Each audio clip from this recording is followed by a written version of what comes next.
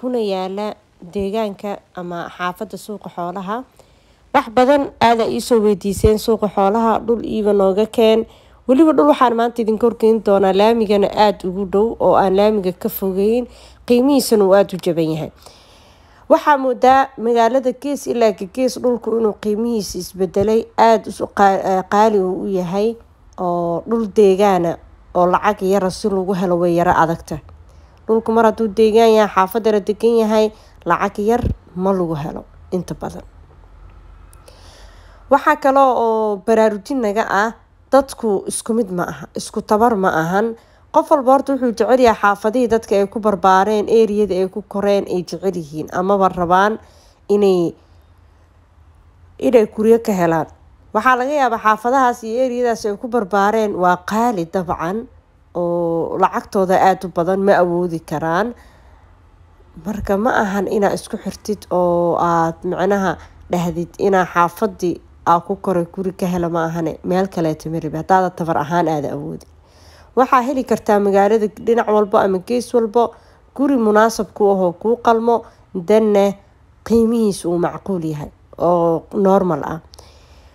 xaafadan ama eriyadan hadda suuqa xoolaha la yiraahdaa, laamiga dhanka waxaa kasoo aadnay Yaaqshiid. suuqa xoolaha kadina waa Hurwaa, kadina waa Yaaqshiid. labada kadina waa la wada degan yahay. midna waan idinka jaahil bixinaya. dadka qaar kommentiyada qaar markaa aragtid, kulley waxaan isleeyahay waa dad wadanka waqti hore ugu dambeysay amaba dadka inta mararka dhow baxay iska yaalyaalka yaqaano. Soomaalida waxaa ku jira ama dhaqan waxay yaqaanaan qaybo kamida. qofaa maanta baxay waxaa laga yaabaa inuu wadanka ka maqan yahay 10 sano amaba ugu badiyo 15 sano. markaas wuxuu leeyahay meeshaan wada geedaha ah, meeshaan duurka ah, meeshaan jajaban, meeshaan baadiyaha ah. adeer wadanka aa ku dhalatay aa ku kortay intii aa korayso intaa cumri aa la ekeed saas u ahaa. micnaha maanta inaa qof kale iska dhigtid ama wax kale iska dhigtid ama wadamo islaameed bilicdooda ay ku qalada sax maaha. walla meeshaan bacteria waay, meeshaan cuduraa laga helaa, meeshaan kan waay. hadda waa caradaas nadiifka ah, geedahaas wuxuu ku leeyahay hadduu rabo xasaasiyada ku qaba waa dhibaya inaa geed arko.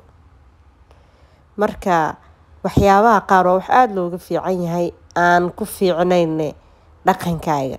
micnaha inaa isbedesho heer intaa la eg sax maaha. inuu dhaqankaaga isbedelo, socodkaaga isbedelo, lahjadaada isbedesho, ilbaxnimo ma aha. dadka qaar waxay u maleeyaan inay ilbaxnimo tahay haddii xamar laga faano, inay ilbaxnimo tahay haddii xamar la caayo. ama caay ama ammaan. xamar waa magaalo madaxda wadanka. adigaana u baahan mar walbo, ayadu kuma baahanaysa laano ayada intay heesaaba ka badanba. xamaraa dad hebel u baahan oo qof hebel u baahan oo u dhimanaysa, haddii kale way burburaysaa, maqli ma doontid weliga haddaa noolaato. adaa u baahan. waa dalkaaga hooy, waa magaalo madaxda wadankaaga. marka wax walbay tahay inaad ku qaabishid oo ku qaadatid oo ku qanacdid waa muhiim. inaa ilaahay weydiisid haddii amni daro jirto inuu ilaahay amnina siiyo, haddii nadaafad daro jirto in ilaahay nadaafadna siiyo, haddii nidaam la-aan ay jirto nidaamka in ilaahay noo saxo. wixii qaladaho markaas aa aragtid inaa ilaahay berisid oo gacmaha u taagatid aa leedahay, laakiin ma lihid inaa caysid amaba wax kale aa iska dhigtid. marka dadka meelahay tagaan ku caqliga noqda oo lahjada bedesha oo af Soomaaliga inta ka tagaan isku dayaan ayagoo Soomaali la hadlaayaan inay luqado kale oo ajnabiga ku hadlaan. kulley waxaa isleeyahay ammaan ma aha, ilbaxnimona maaha. hebel ilbax waaye. lahjada aa baratay ama luuqada taqaanid, dadka iska leh ee luuqada u dhashay kula hadal. Soomaali markay noqotana af Soomaali kula hadal. laakiin Soomaali baan la hadlayaa oo wuxuu sheegayaa wax waaye amaba waxaan ku hadlayaa luuqad aysan fahmaynin Soomaalida. ilbaxnimaana waa arkayaa sax maaha. cilad kale waxaa jirta dadka qaar ay yiraahdaan suuqa xoolaha, subxaanallah, suuqa xoolaha wax kale ay ka aaminsan yihiin. waxaa laga yaabaa dadka suuqa xoolaha saa ula yaabaya inay ku dhasheen kuna koreen, laakiin caqligooda iyo maankooda uu tusiyey suuqa xoolaha inay magaalada ka yara dambeyso oo laga faano. suuqa xoolaha waa magaalo qadiimiya, xamartii hore ee la yaqaanayna ku jirta. labada kadiga Hurwaa iyo kadiga Yaaqshiid waxaa arkaysaa suuqa xoolaha 1 kiiloomitir ama 2 kiiloomitir inta laamiga ka socotid inaad dhul siyaad baraa u tagtid. magaalada kalena way yara adag tahay. degmooyinka qaar ee hadda banaanada u baxay. Almuhim ama suuqa xoolaha ha ahaato ama meel kale ha ahaato, magaaladii markaas tabartaada ay dhan tahay wax ka gado. dhulkan waxyaabaha khusuusiyaadka suuqa xoolaha ay leedahay amaba meelaha qaar ay uga fiican tahay, number 1 waxaa ka mid ah horta waa suuqa labaad markii laga soo tago Bakaaro. waa suuqa labaad ee gobolka Banaadir, waa suuq weyn ay leedahay.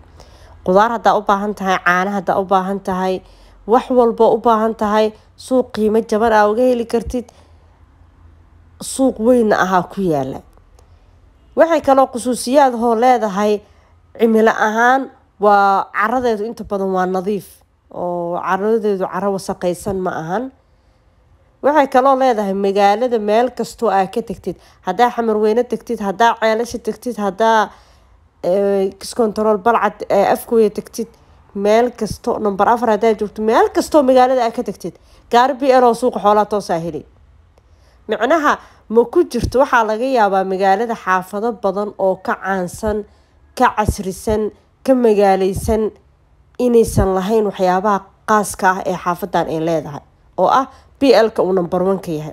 leano BL-ku waa gaari shacab ama dadka shacabka ah inta badan gaadiidka isticmaalaan, waa meel kasta oo aa ka tagtid waa kasoo heli kartaa.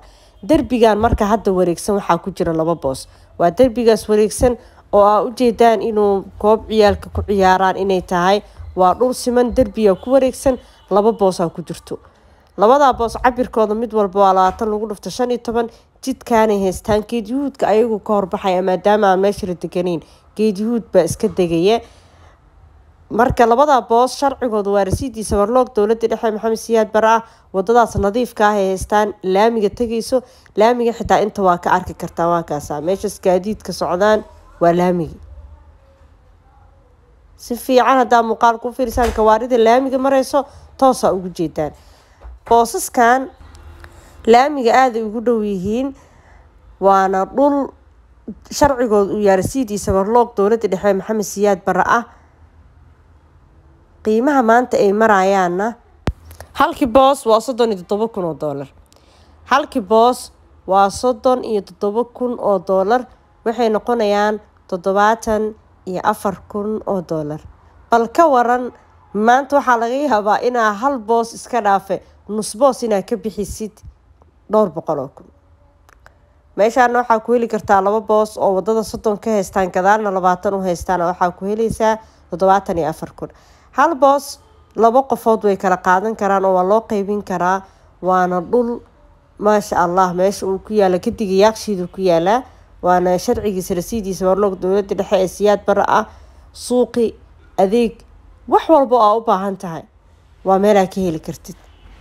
almuhim qof walba oo ama hore uu ogaa ay yaqaanay xaafadan amaba hadda xogteeda u baahnaa, xog nadiif ah waan siiyey, waana oo helay waliba masaajida u dhow eeriyadan. waxaa idin leeyahay ka faa'iideysi habboon. wassalaamu calaykum.